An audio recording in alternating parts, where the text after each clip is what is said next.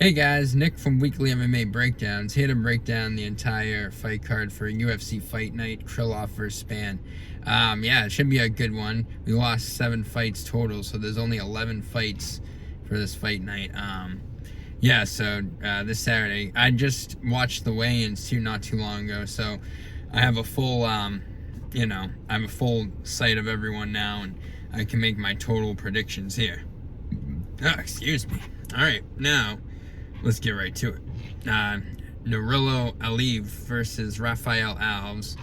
I'm still leaning Alves. I picked him originally, but now I saw the size difference, and now I feel like I'm gonna lean towards Aliyev. I did have Alves in a small parlay. I feel like it could be similar to how Gilbert Burns and Hamzat, they have that huge, Hamzat looks way bigger than him. It probably is the guy's Nurullo is probably at weight class above Rafael, like he's supposed to. He's probably like a 170 pounder guy or something.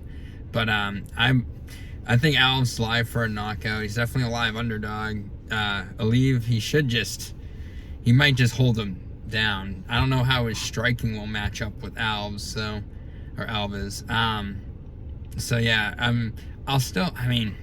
It's like a 50-50, so just be careful with that one. I guess I'll pick Alves still, because that's who I was leaning with. But now, I guess it doesn't matter. So either one, I guess it's a toss-up. So the next one, Joe Solecki versus Carl Deaton III.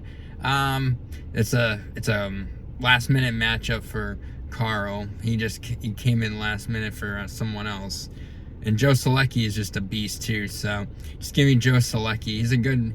I know he's minus 500 and it's not like a lot of money. He's a good parlay piece, but I wouldn't rely on him.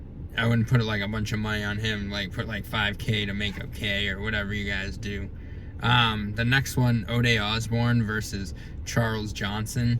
Yeah, I believe Charles Johnson will still get this done. I saw them at the weigh-ins, and Charles Johnson is the last one to weigh in, but he always weighs in last, I've noticed. He must always have a tough weight cut. Plus, I know everyone said he had a month to take this fight, and to train for it. So, I would definitely... I'm still leaning Johnson. Ode Osborne could definitely win this fight, but I have bet on Charles, so I would definitely lean him. He's definitely the more well-rounded guy, so I'd have to lean him. And Ode always tries to do some flying knees and whatever, flying kicks or something, and he always ends up getting caught. So I just feel like it's gonna be one of those. He already at the weigh-ins, he looked like he was underestimating Johnson, and Johnson just was stone-faced. So yeah, just give me Charles Johnson, either decision or maybe inside the distance decision, no action. But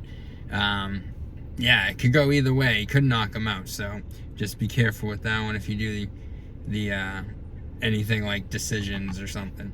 But the next one is Jordan Levitt versus Victor Martinez. I'm gonna not leave. Well, maybe I'm gonna lean towards Levitt.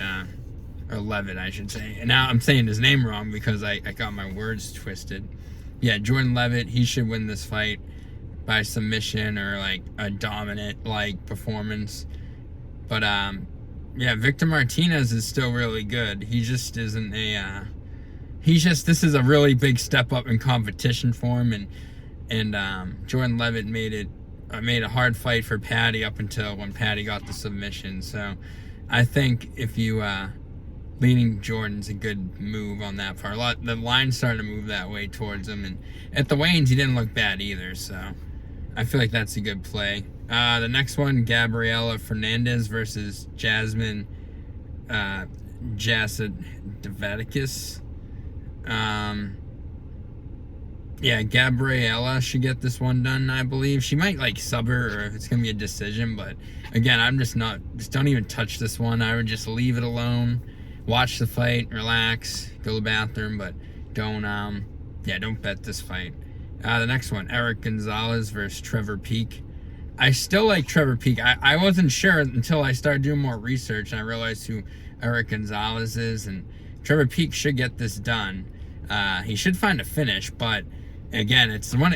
these fight nights can either go either way, finish, decision. So like the money line might be safer play for the Trevor Peak. So I would lean that way. The next one, the Mike Mallet versus Johan Linnes. They're both really good. I forgot how good Mike Mallet really is as well.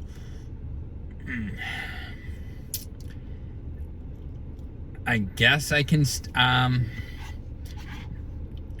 I guess I'll lean Johan still, but if Mike wins, I won't be surprised either. Again, I'm not betting this one. This is like a weird one, but I guess I'll lean Johan. But yeah, Mike Mallet's really tough, and he could pull out the wrestling too. So just he's definitely live too, as obviously he's the favorite, but he's live too to win. So just like be careful on that one. The next fight, Tatiana Suarez versus Montana De La Rosa. Yeah, both these girls are good at wrestling, but Tatiana's on another level. I guess she had some, I didn't know what her problem was, like, because I know she was out for 4 years, and they said injury or something. I'm like, injury? What's wrong? But she had cancer, so that's different. I didn't know it was cancer. I thought she actually, like, had injury. Like, I know this, I was saying it's not injury, but cancer is real, obviously. And, yeah, I'm glad that she's okay. And, you know, I think if you take your time and recover, because not comparing the two, but Roman Reigns from WWE, he had cancer. He walked away, did the treatment, took different situations, so everyone takes different, you know, time to recover. So I'm glad that Roman was good too, and now he's back and he's on top. Obviously, it's fake, but he's still the champ in WWE. So not comparing the two situations, but Tatiana could do the same and just come back, and you know, she could win the title if she proves how dominant she is. I do have a parlay. This is a little sneak peek for anyone watching. Charles Johnson and Tatiana together. Threw like a whole like $100 on that one. So yeah, maybe it'll hit, maybe not. I'm 99% sure that one will. They're both pretty good. So if Charles Johnson loses, I will like just like lose it. But that's it is what it is. You know, it's the fight game. But yeah, Tatiana Suarez, she's a better wrestler altogether. Montana De La Rosa as well too. When I saw them at the weigh-in, she didn't look good at all. I mean, she looked good, but she wasn't, like, she looked like shook up almost when she saw her, and Tatiana just looked like ready to like kill her. She just looked like a shark. So I'm like, uh-oh, Tatiana's ready to pounce. So she's a good play. I'm surprised the line hasn't moved more and toward it. Probably will now that they saw that, but and she's been away for 4 years, but Tatiana looked good in the gym and she's been dominating, so I trust her. And yeah, so we'll move on. Now the next one, Augusto Sakai versus Don'Tale Mayes. Oh yeah, this one's gonna be good too. The only problem, I will say, I feel like they both dropped the ball. They both have skills. Like, I shouldn't say they both, but Don'Tale Mayes, I feel like has really good skills, but he always like, he'll be winning the fight and then, you know, it is what it is. He'll just, something will happen and it just won't go his way.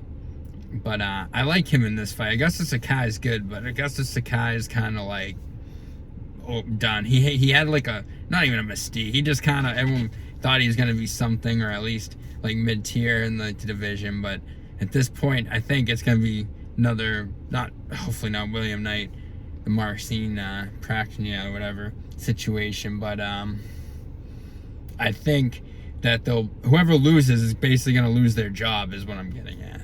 And I hope that's not the situation, but they're both kind of not shitty. But I think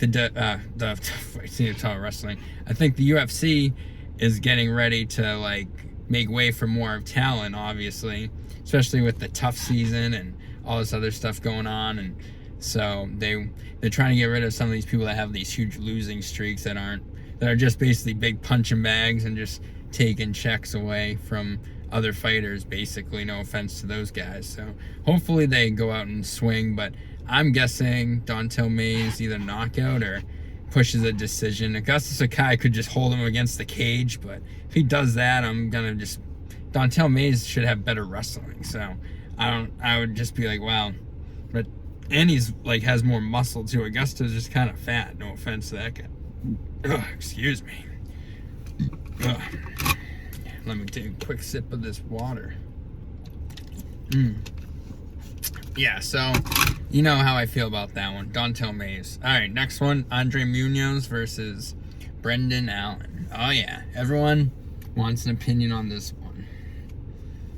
All right, Brendan Allen's gonna lose, guys. I'm sorry. Yep.